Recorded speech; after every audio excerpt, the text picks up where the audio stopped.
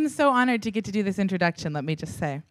So as you all know, this meeting hinges on the concepts and questions raised by this idea of breaking through.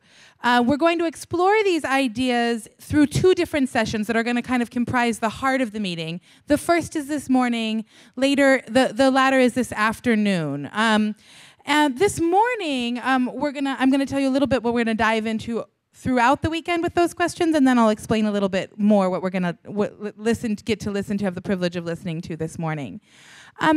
So, our We Divest campaign, and indeed the entire BDS movement, is really, founded on the idea that boycott, divestment, and sanctions are time-honored tactics that have led to breakthroughs in these past movements. We highlight these moments like Sun City or Delano or Birmingham, and, indeed these are very, very moving snapshots.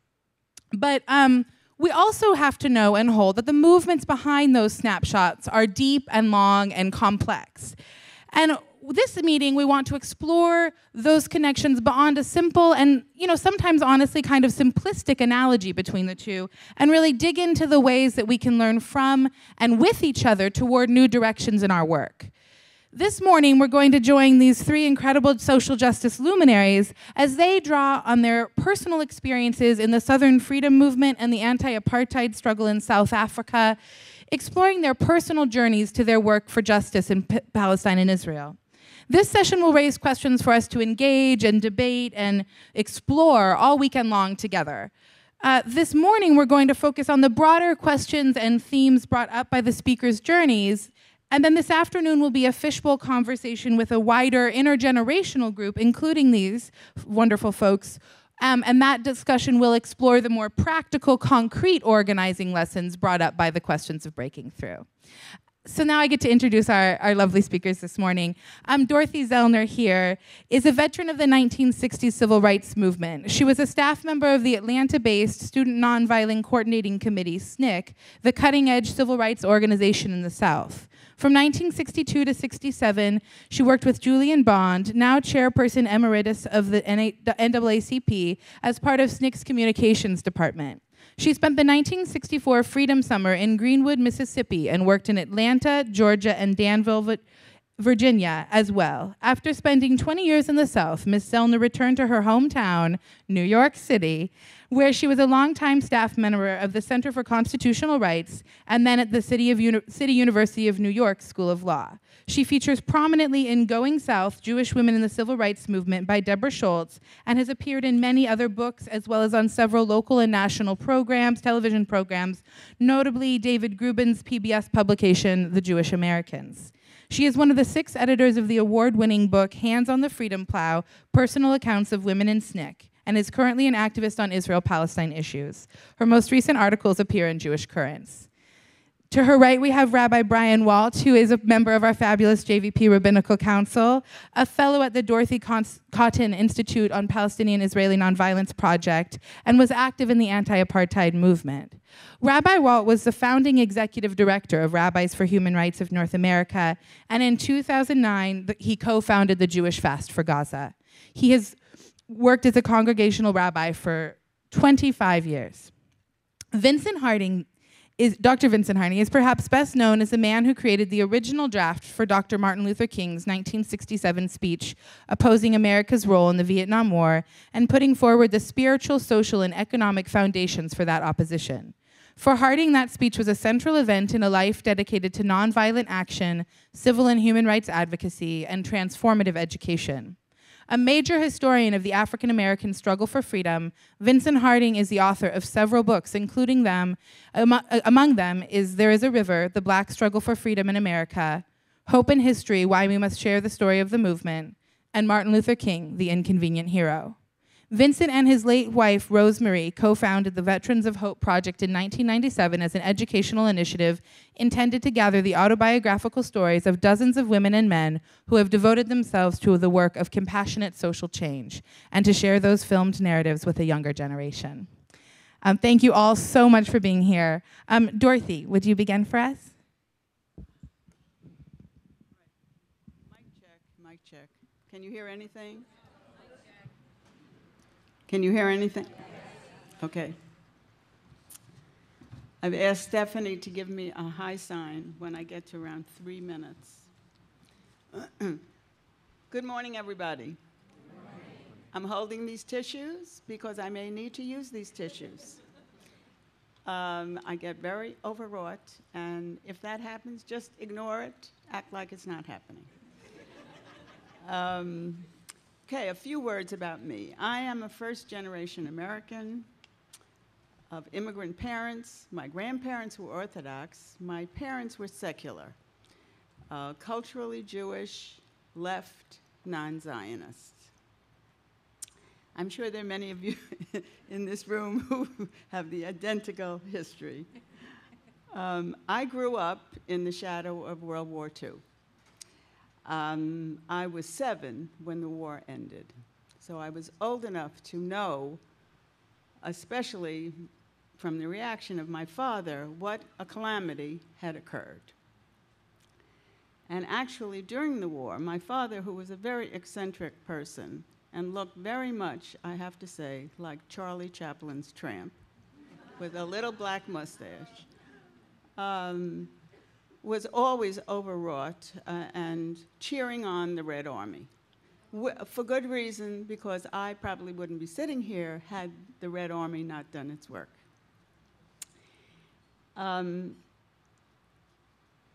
I always, as a teenager, identified with the Warsaw Ghetto Uprising.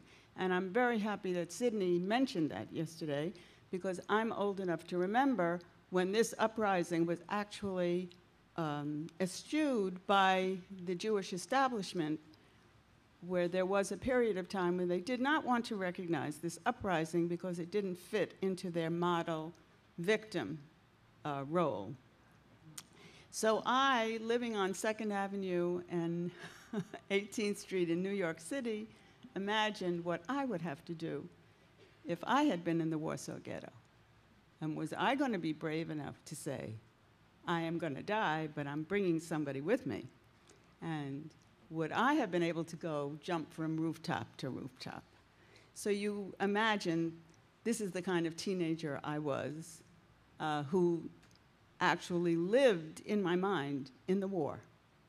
And I think there are other people who are like me too. I am the inheritor of the great Jewish tradition of social justice. This tradition, these days, is seldom mentioned, and especially for the younger people here. It cannot possibly be an accident that the early wave of immigrants in the 20th century, who were socialist, working-class Jews, organized the Textile Workers Union, that Jews during the 30s joined the Communist Party, the Socialist Party. They were the ones who brought people's furniture back into their houses after they had been evicted. They were the ones, especially in this area, who participated in the great general strikes that nobody wants to even think about today. They were the ones who went to the Spanish Civil War. Can it be an accident that half of the 2,500 people who went were Jews? Can that possibly be an accident? And half of those who went died. In the civil rights movement, initially, after 1960, there were very few Jews like me. I was one of the few who went south. But by 1964, I would say half of the white volunteers in 1964 were Jews. Half. And half, more than half of the lawyers were Jews. And I remind you, we have never been more than 2% of the US population. So is it because we're so wonderful and terrific? No. It's because we learned somewhere along the line that if you are a human being, you must not stand idly by. And even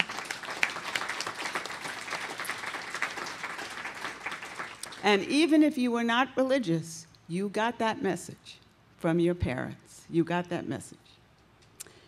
One of the tragedies of the Israel-Palestine, I hate to say conflict, as somebody pointed out yesterday, that's a pretty bad word, is that this social justice tradition has been undermined. It has, in my opinion, been ruined and wrecked, and it's up to us to get this tradition back.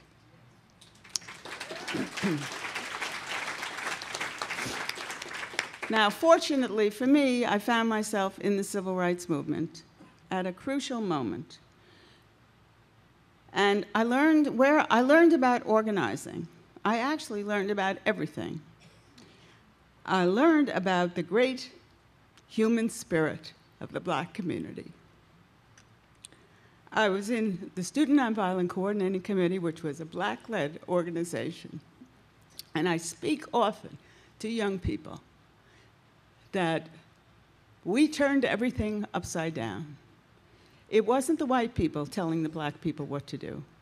It was the Black people who said, this is our movement, you can come and help us, but we are running the show. Therefore, it is not strange to me that we would take direction from Palestinians, because they are right there on the front lines, and they have to develop their voice. But we have another job. We have a really hard job. And the hard job is that we have to work in our own community. And in the civil rights movement years ago, I hate to say how many, but 45, let's try 45 years ago, the Black movement said to us, to the white people, you have to work in the white community.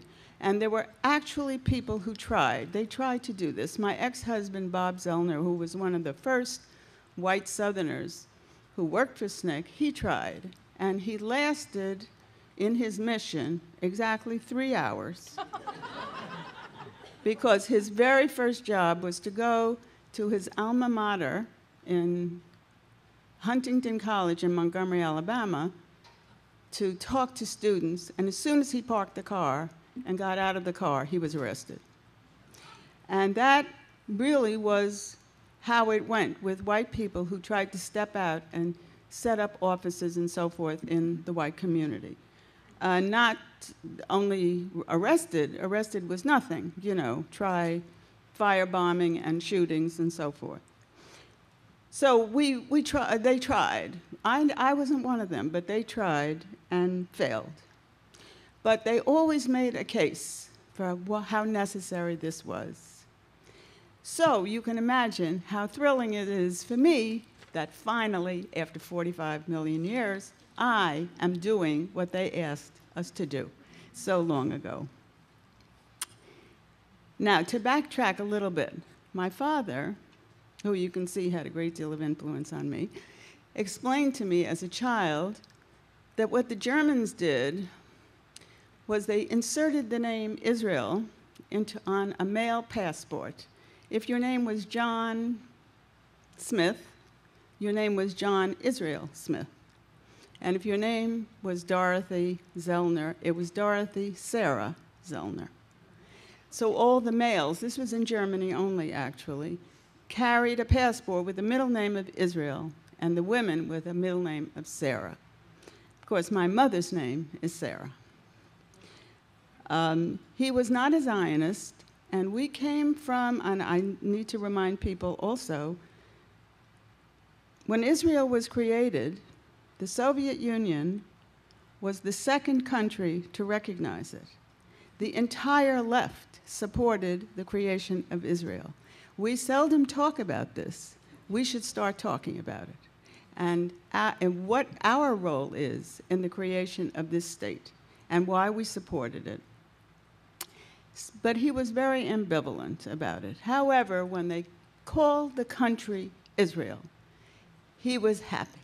He had this grim satisfaction because they were calling the country the name that the Germans had forced us to have. And when I went to Yad Vashem, I saw an exhibit about this, about the passports and the names.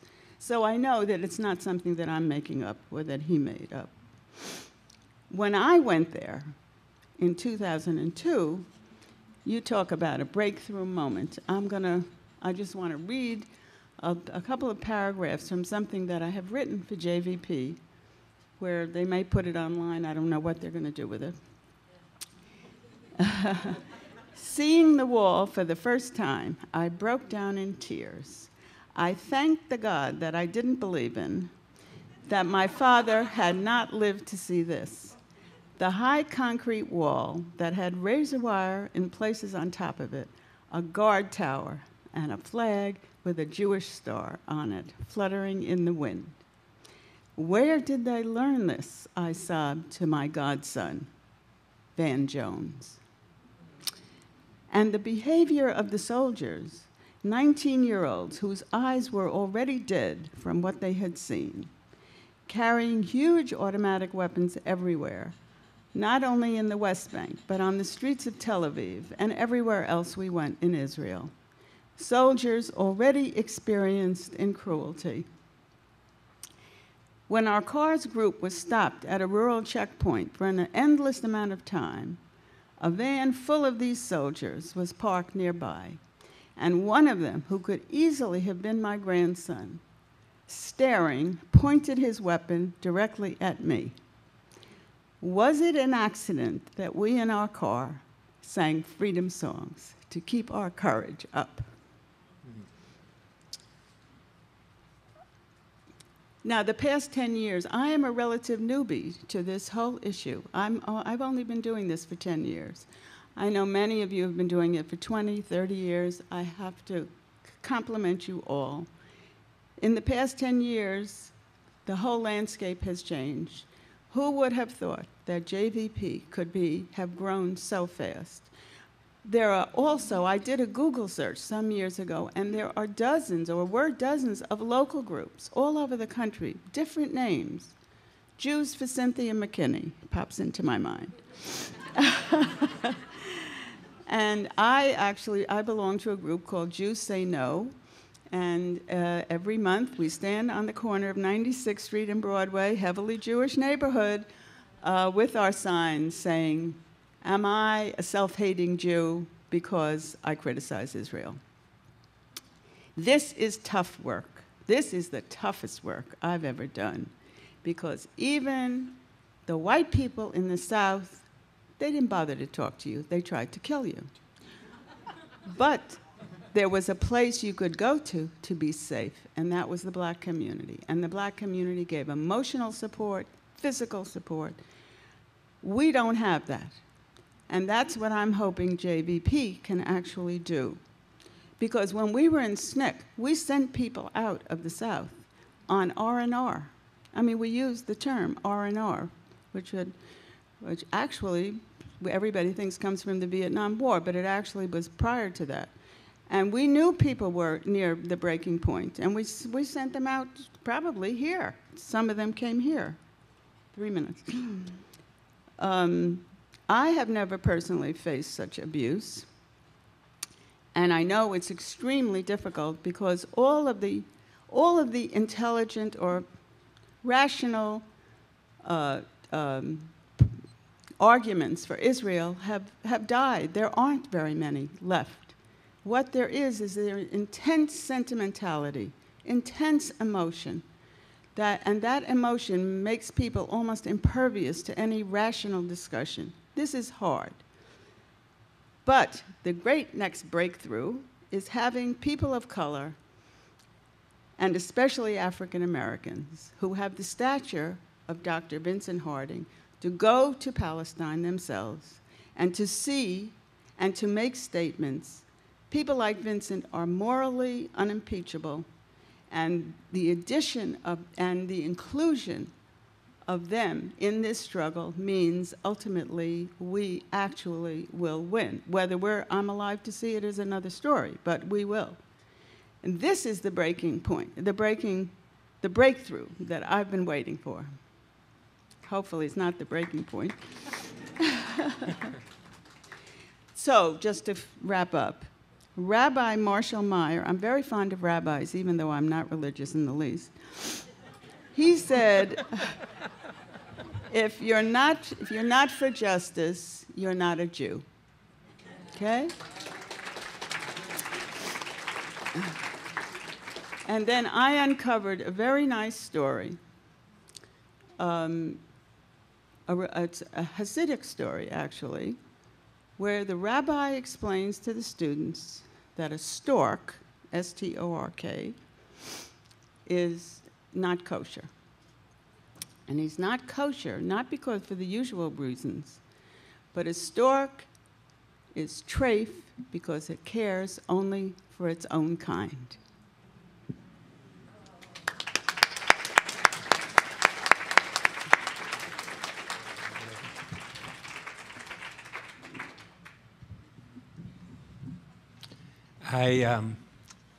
I feel so honored to sit between Dorothy and Vincent right here and before you.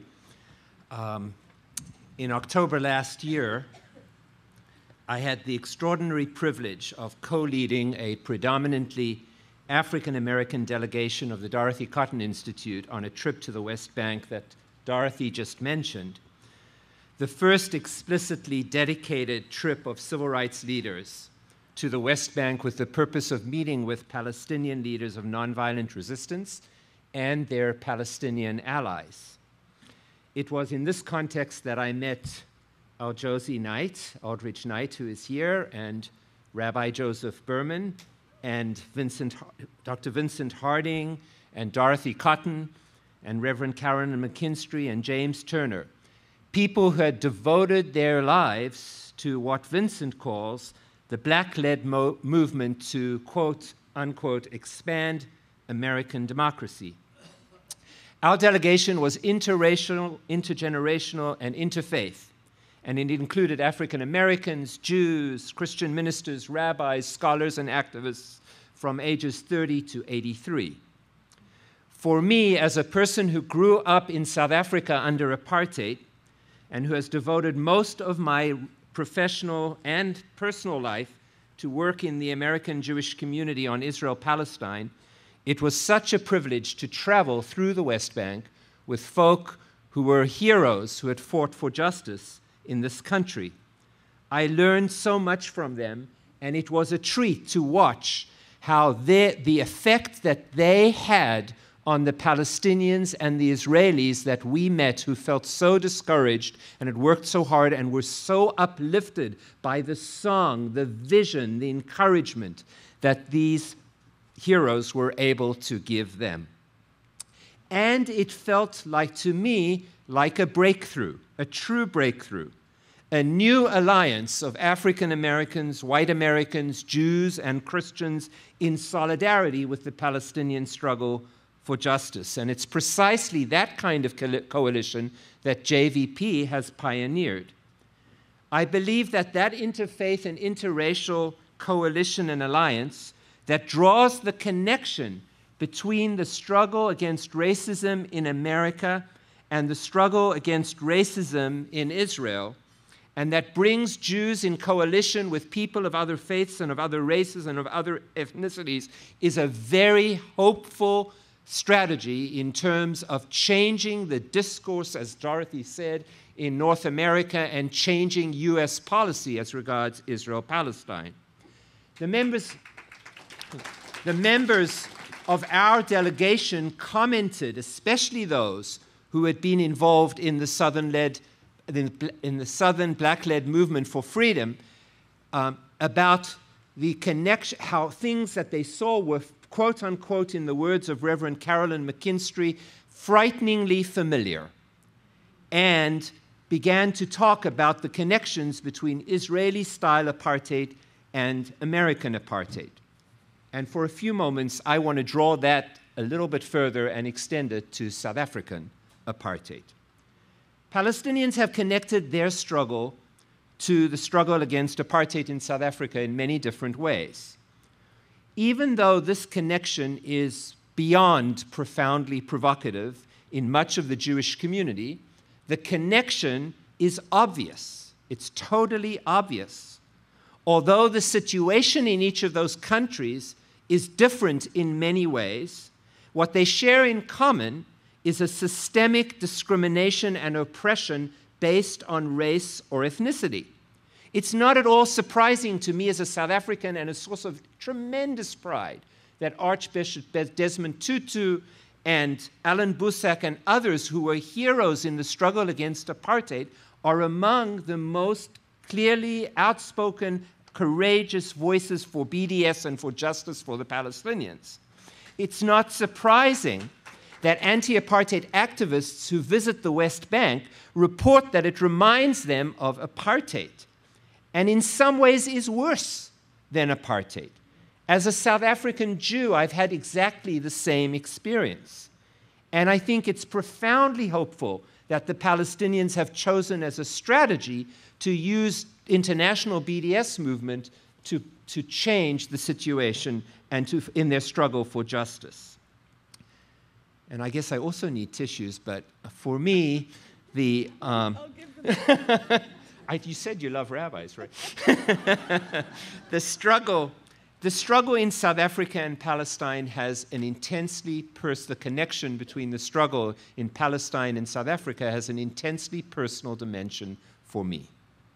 My involvement as an ally in this struggle is deeply rooted politically, psychologically, ideologically in the experience of growing up in a committed Jewish family and community in South Africa during apartheid. My family provided me with a deep connection to the Hebraic and Zionist Judaism, a tradition that nurtured me for much of my life. I learned the importance of justice from the Torah.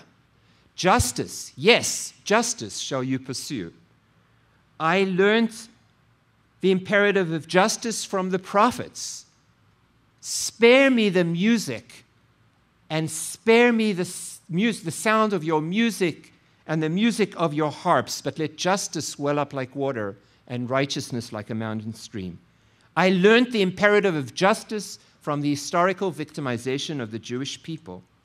I was taught that it was a religious obligation, a mitzvah, to stand in solidarity with those who suffer injustice. And it's those religious teachings that are the foundation of my activism as a Palestinian solidarity activist. And yet, although many Jews, like in this country, were disproportionately involved in the struggle against apartheid, the majority of Jews in South Africa were complicit and silent. And that's a truth that needs to be acknowledged. I remember standing with my father, whose yortzeit tomorrow night, in a cemetery at a memorial for the Holocaust. He was a communal leader, and he spoke beautifully and eloquently about why people didn't speak up during the Holocaust, why the church didn't speak up, why didn't the nations of the world speak up. And for me, the question touched my little child's heart so deeply. And I understood that the question for me was different. There was another question that he wasn't asking. The question was not about them. The question was about me and us. Here we were, white people, with enormous privilege, beneficiaries of a brutal and racist system. The question wasn't about why they didn't speak up. We knew exactly why they didn't speak out. It was the same reason why we didn't speak up. It was a question about us. And so, as a student at the University of Cape Town, I was deeply moved by the work of an Afrikaner theologian by the name of Reverend Beyers Naudé, who broke with his church and on the basis of his Christian faith founded an organization called Sprokas, a special project on Christian values in apartheid society. And he asked, what does it mean for us to be faithful to the message of Jesus of Nazareth, the prophet, who worked and taught for justice and peace in an apartheid society? And for this, he was ostracized, punished, criticized mercilessly. This was the cost that anyone who opposed apartheid in the way he did experienced. Inspired by Beyers Naudé, a group of Jewish students at the University of Cape Town, created a newspaper called Strike, which asked the question, what does it mean to be faithful as a Jew? Jewish values in an apartheid society. Our activism provoked fierce criticism, ostracism, violent and nonviolent attacks on us. An important lesson, perhaps the most important lesson. I grew up as a young person in South Africa, and I only lived there as a young person, was that ethics must trump group loyalty. I learned that choosing ethics over loyalty to one's group comes with an immense cost. And that's what you and us all know, as Dorothy said, so powerfully. Confronting the truth about Israel is extraordinarily painful, excruciatingly painful for Jews. We need to understand that. It is understandable to me why Jews in the mainstream Jewish community are so fierce in their opposition to me and to us and to what we represent. For them, it is an attack, and it provokes a severe, intense, couldn't be more important, group identity crisis. And the only choice they have is to confront that crisis or to kill us. And more often, they will choose to kill us rather than to confront that crisis. And our job is to help them go through that group identity crisis, the profound loss they're going to have, which is going to be so difficult. I know that not because I'm no different than they. It took me decades to come to terms with the fact that where I needed to be was to be a Palestinian solidarity activist. My experience in South Africa helped me immensely. I walked through the West Bank and saw things I knew from when I was a child. Different identity cards, restrictions on movement, use of torture and interrogations. They were all so familiar. It was almost identical to me as I walk on the West Bank, frighteningly familiar, to use Reverend McKinstry's term. And as were the rationalizations and the justifications of the Israelis. Am I at 3? No. Many of us know the isolation of speaking about these realities in our community. The work is hard. It's harder even than work against apartheid, and probably harder than work in some ways against civil rights. What?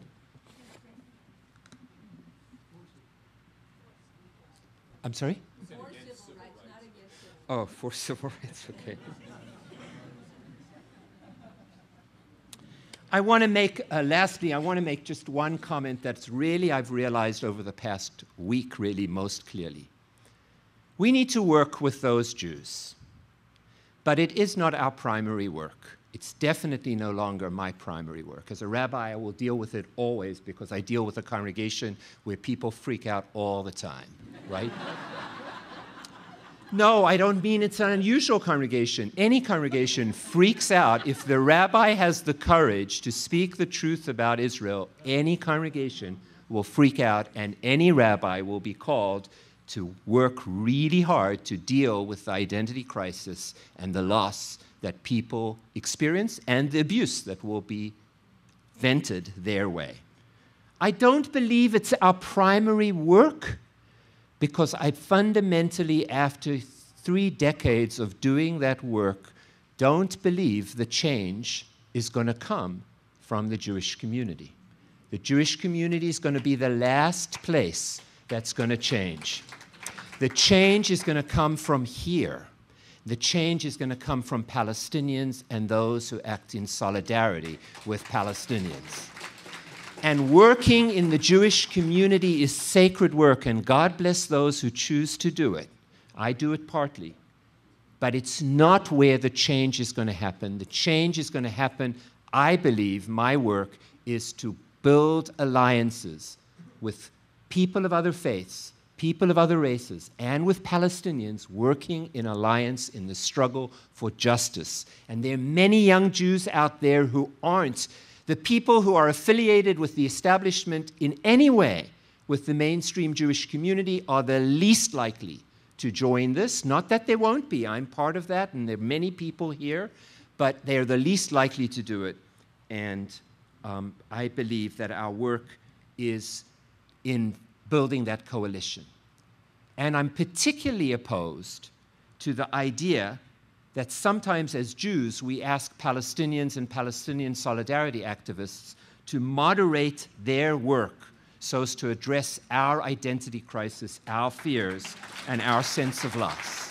It is totally morally inappropriate. We need to deal with anti-Semitism and our fears of anti-Semitism and our fears of being criticized and what this provokes for us in our community, in the Jewish community, and not ask the Palestinians to take on that job for us. It's totally inappropriate. Lastly, perhaps the most important thing I learned in growing up in South Africa is there's no group who has privilege and power who gives it up voluntarily. You don't need to grow up in South Africa for that. You just need to read the Torah. You need to read the story of the Exodus. Pharaoh didn't wake up one morning with frogs in his head and frogs in his bed and decide this was going to be a time to let the Israelites go free. BDS played an enormous role in changing South Africa. Dalit Baum, an incredible Israeli activist that many of you know, has said that showing the movie, which I strongly recommend if you haven't seen it, Have You Heard from Johannesburg? That 7-part video that just was mesmerizing to me, and the part that deals with BDS and the part that deals with the anti-apartheid movement in America, in which African-American community changed the policy of a popular American president within 2 years on the issue of apartheid and played a major role in changing apartheid. So BDS is a very, very powerful tool to change this thing. How much do I have? I should end, right? I want to tell a story, so I want to tell a story as an end. I'm not sure how I wanted to end, but I thought to tell this story. I'm sitting in Nabi Saleh with Vincent, and with El Josie, and with Joseph. And it's Friday night. We've spent the day with them at their weekly demonstration. We've seen soldiers enter their village. We've seen children throw stones at the soldiers, and soldiers respond with tear gas and bullets and all kinds of really terrifying and horrifying realities that we witnessed. And the sun is going down. And I'm sitting, and in the distance, not so far, just right there across the village, is the settlement of Chalamish. The lights are going on. Shabbos is starting. And I observe Shabbos every week in my own way. I don't mean by that, don't read anything other than that I observe Shabbos every week. I mark Shabbos every week. And it's an important time for me. And I felt the profound loss of here I'm sitting and there they are. And I'm disconnected. What does it mean that I'm sitting here with my African-American brothers and sisters, with American brothers and sisters, with Palestinian brothers and sisters, but they, on the other side, are observing Shabbos, and I don't sit with them. And I realized at that moment how blessed I was, that I was profoundly blessed to be in this minyan of African Americans, Palestinians, Christians, Jews, sitting together in the struggle for justice. This was where I needed to be. This was where I needed to celebrate Shabbos. And I shared that with the group. And after, God bless him, Reverend Lucas Johnson, probably one of the youngest members of our group, came up to me, gave me a hug and said, "Brother Brian, good Shabbos." Thank you. May we all have a good Shabbos.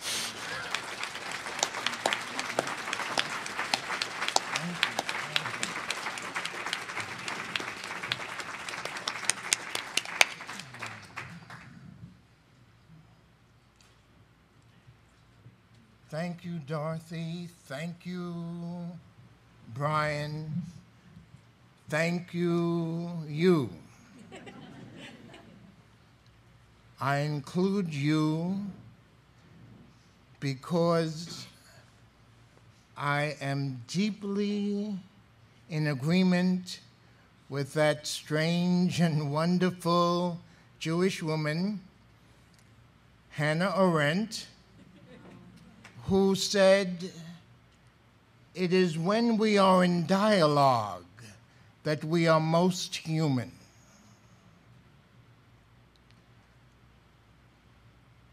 I would like to run to the dialogue as quickly as possible, because I don't see you as an audience. I see you as a community seeking to engage us in dialogue. We may even want and need to engage each other, but I'd like to keep that as the context for the small bit that I would add to my beloved rabbi and non-rabbi sister. Praise God for non-believers.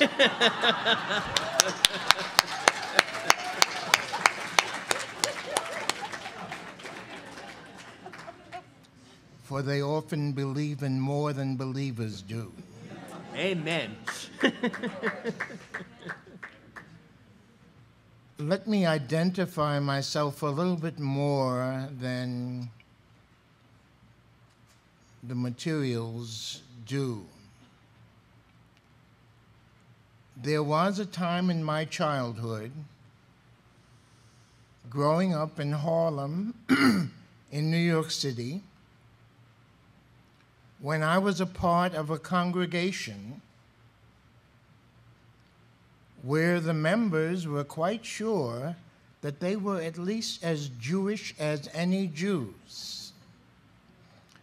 They were members of a Seventh-day Adventist church, a black offshoot from the mainstream Seventh-day Adventist, white-dominated denomination. And at Victory Tabernacle Seventh-day Christian Church, we observed Shabbat. We observed an amazing number of the dietary laws, and the deacons kept bragging that we were more Jewish than the Jews. Let me say that in addition to that strange and wonderful beginning, I grew up in a school system where it seemed to me that most of the teachers were Jewish at that point in the history of New York City, the 1930s and 40s. And it seemed to me that most of them loved me very much and believed in me and my possibilities. One of them even found ways to help my welfare mother find jobs that her little boy could do around the city. And I'm sure that it was out of that community and that community's love for me that I began to develop a powerful need to understand the Holocaust and to research it and to learn and to cry about it. That was the background that took me with Brian, with my beloved Al Josie, with about 20 others, to the West Bank this fall. That's the reason why I'm here. Stephanie or someone discovered that we had gone, discovered who we were, half black, half Jewish, and wanted some sharing out of that experience with you.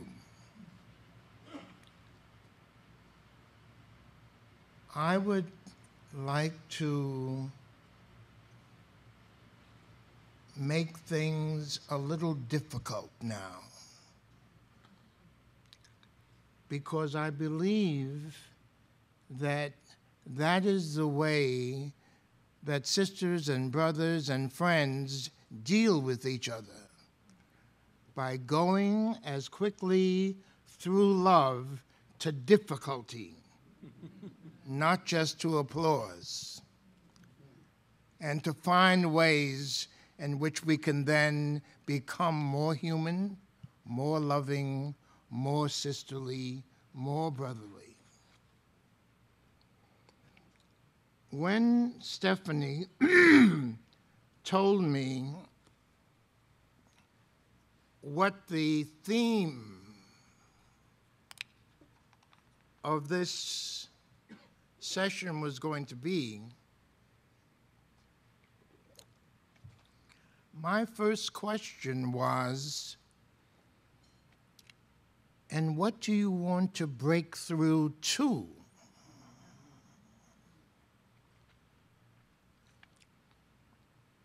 And I would like to raise that as one of the ways in which we might engage each other in dialogue.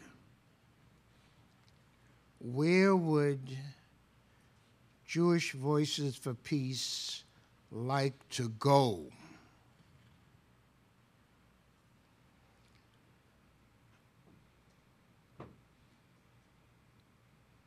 I think that Dorothy, who I've known for more than 50 years, that's what happens, as some of you discover, when you get involved in serious movements. You're involved for a long time.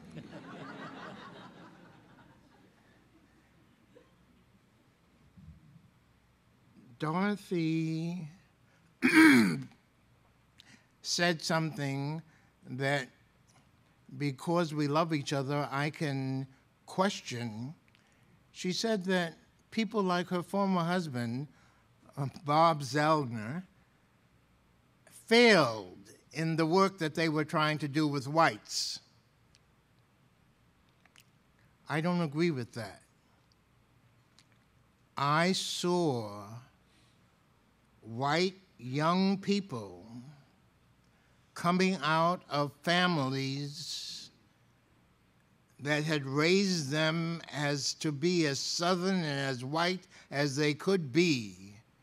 I saw them, because of the work that was going on with people like Zellner, being willing to take the risk of losing their family's love in order to do the right thing where race and justice were concerned.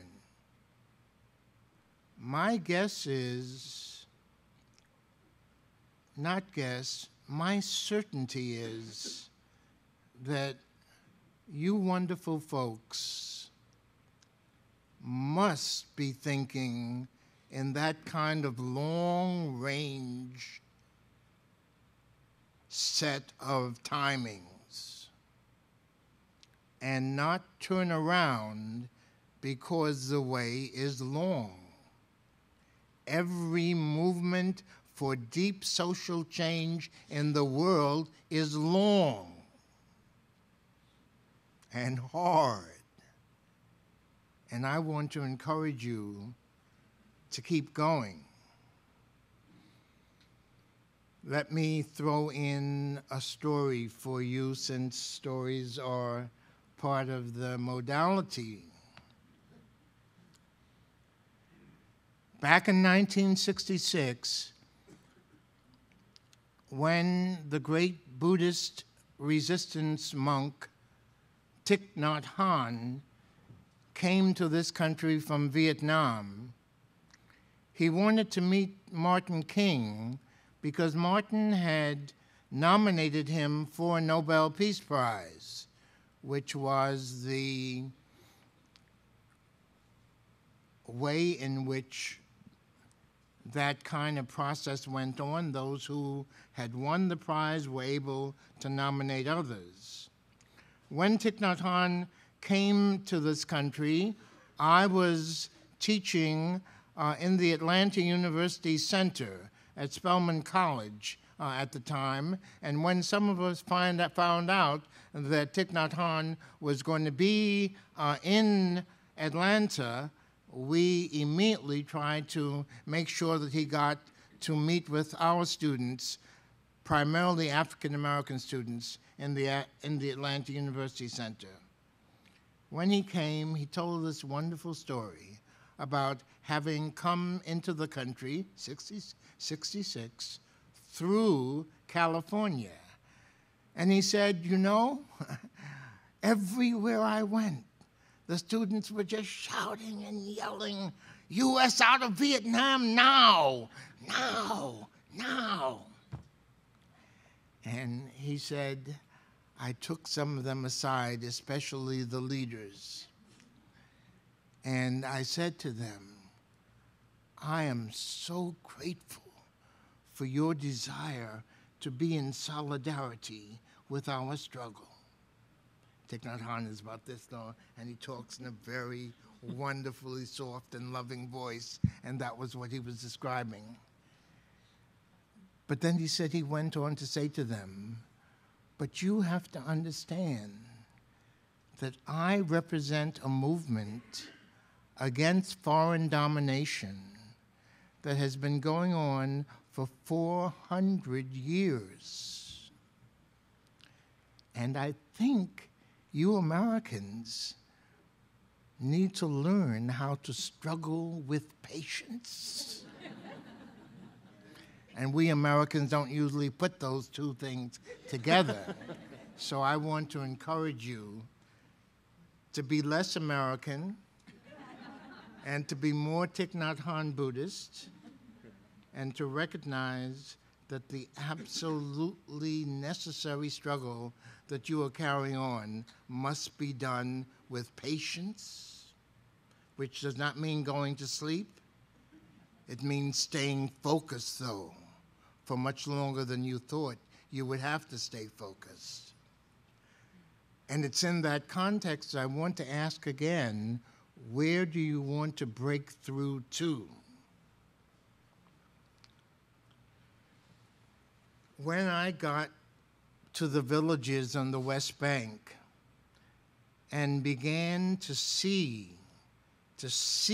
physically see my Palestinian sisters and brothers and see how much they looked like folks that I knew from back home,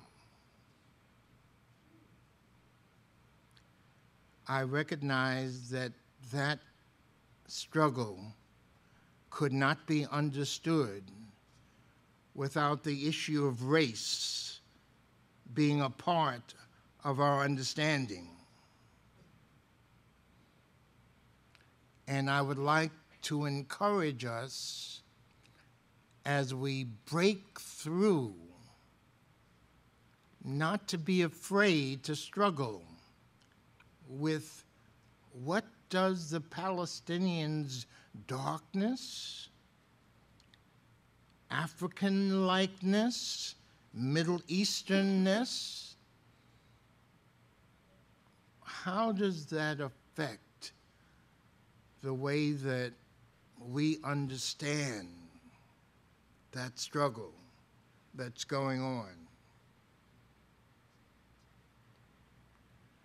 And I want to encourage JVP especially to look at that question, because almost all of the Jewish friends that I have known throughout my life have only been able to really become their best selves in this country when they've taken on that issue of race and color and turned away from the silly idea of color blindness. But when they have come to learn not to be blind, but to see in an absolutely new way, and to value what they see in a new way, I would like to encourage you to please not be afraid to deal with what you and your forebears have had to deal with ever since larger and larger numbers of you came into this country. And that is facing the question of what does it mean to be Jewish and white? Or shall we mention that at all? I think that Brian's memories of our journey together in the West Bank are words that should be heard and taken very seriously, because one of the most important things about that journey was that black people and American Jews in a very small space very often had to deal with one another around this issue of race in America. And it was powerful, and I'd like to encourage you to enter into the power, because what I saw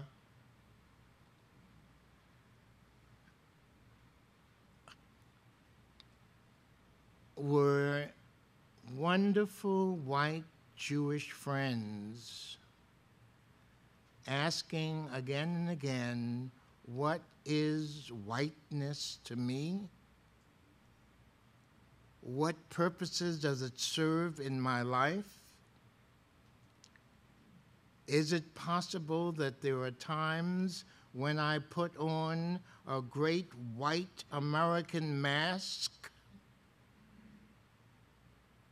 so that my Jewishness is not as much of a problem, and I identify primarily with what the old America has been giving value to, and that is my whiteness? I would like to encourage us, if we continue to walk together, as Brian was suggesting, and as I believe deeply in, I would like to encourage us to ask, is this matter of race in America part of the breakthrough area that we want to take on? Or is Palestine far enough away to be comfortable?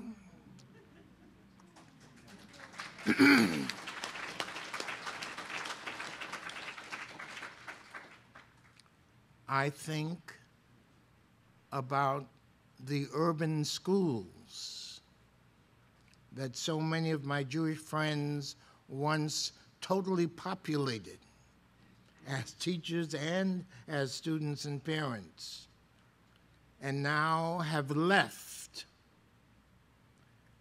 to use a less neutral term, and now have run away from.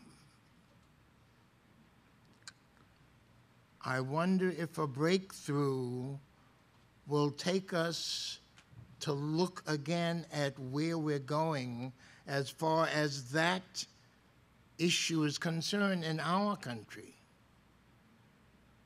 For these are obviously becoming more and more apartheid schools.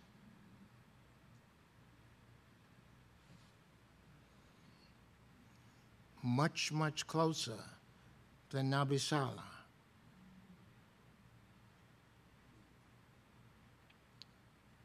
I'd like us to at least think about whether or not we want to break through in that direction.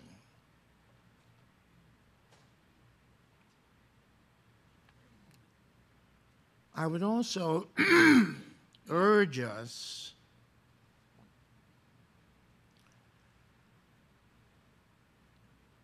to see with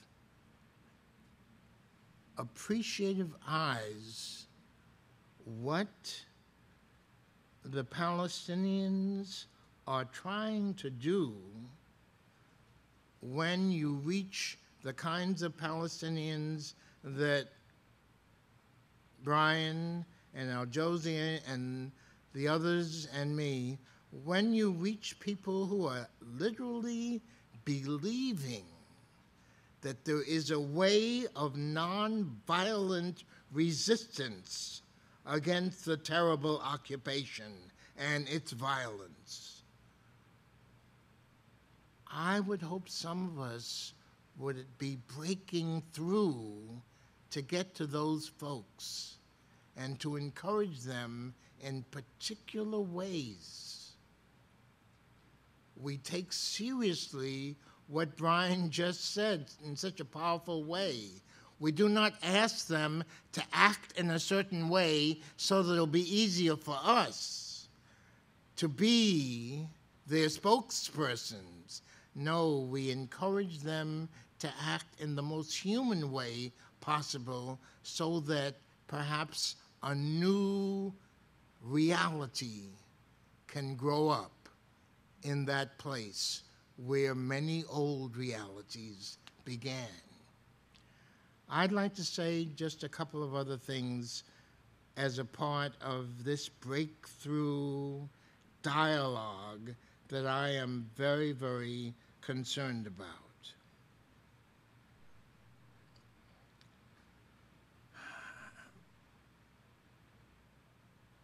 You might want to think, JVP, as a Brian or Vincent comes to compare Palestine with segregated South in the USA, and to compare Palestine with the situation that we went through as black people in the USA, you might want to push yourself even further than that. When I was in Palestine, for reasons that I don't fully understand, what kept coming to me more than US segregation against black people was the experience of the natives of this land.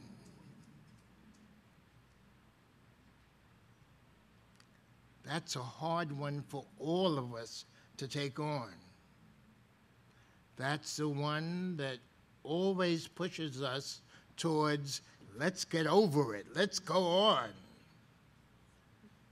And I would like to assume that if Brian is right about not only your special connection to the ways of justice and truth, but if you are really seeking a breakthrough, it would seem to me that you might want to keep in the back of your mind someplace this business of what we the people of the United States of America have accepted as okay. The taking of the land of another people, the dispossessing of that people from that land, and the making of living in their land very, very difficult for them. For some reason, as I said, that kept coming to my mind as I was in Palestine. I do not want to recommend too many difficult things for you. But I also know that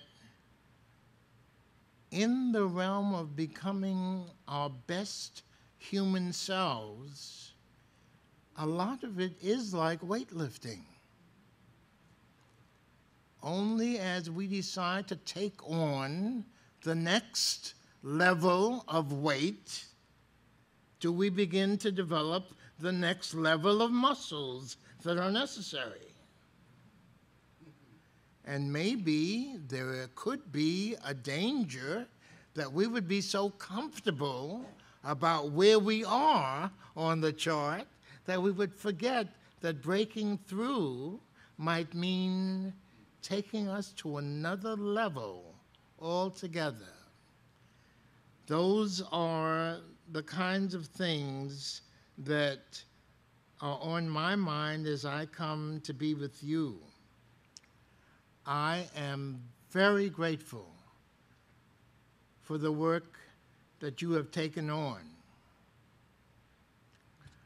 I saw up on the screen at the very beginning, before the rest of the images came on, there was a kind of cartoon that described something that was called Black civil rights. I want to encourage you to remember that that is not an accurate way of describing what we have been doing as Black people and our allies for centuries. When the Southern Christian Leadership Conference that my brother Martin King helped to found in 1957, when that came into existence, they had a very clear mandate for themselves.